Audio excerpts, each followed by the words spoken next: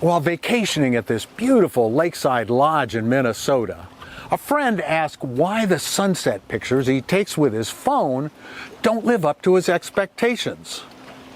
I've got some tips for capturing the magic on Steve's Tech Talk. People love taking sunset shots on their phones. There are over 143 million on Instagram. Some are a lot better than others. The first trick is to know where the sun will set. It always sets in the west. To remember, I recall the line from an old hymn we'd sing while canoeing up here. Day is dying in the west. Heaven is touching the earth with rest. On this lake, we have a perfect view of the western horizon. But if the sun set in the east, we'd be out of luck. The second trick relates to the first. Scout the location. Look for interesting things to include in the picture. Maybe trees to frame the shot, or something unusual in the foreground. Up here, these ducks seem to be performing on cue. In Key West, I got lucky with this tall masted sailboat.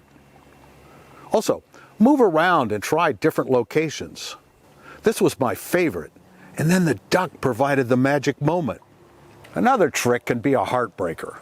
If there aren't any clouds in the sky, go home. All you're going to get is a big red dot on the horizon.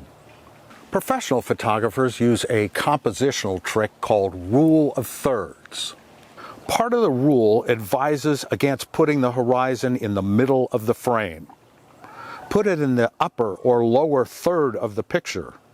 Here, that means more sky or more water. Be patient. This is one of my favorite sunsets, and I took it after some of my friends had given up because it looked like the clouds would ruin the shot. At the last minute, the sun peeked out from behind the clouds. Using the panorama setting on the camera is another trick I used for this picture. Getting the correct exposure is another trick. Both the Android and the Apple phone camera apps allow you to tap the screen and manually adjust the exposure.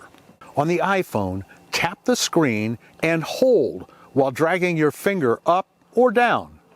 On the Androids, the slider's at the top of the screen.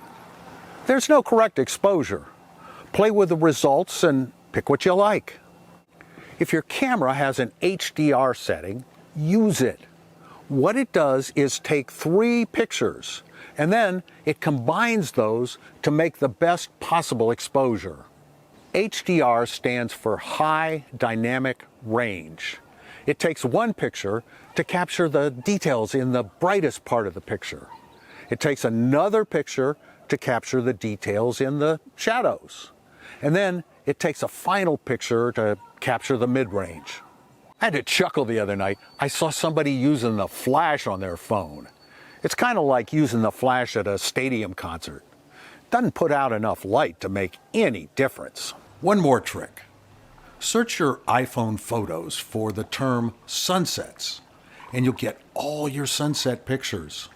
Great sunset pictures help recall precious memories, and they bring to life another line from that hymn I mentioned. Sets her evening lamps alight through all the sky. And of course, after you've taken the shot, you can use the edit mode to make all kinds of adjustments and apply various filters. But that's a topic for a whole different Tech Talk. For Great Day TV, I'm Steve Sweitzer.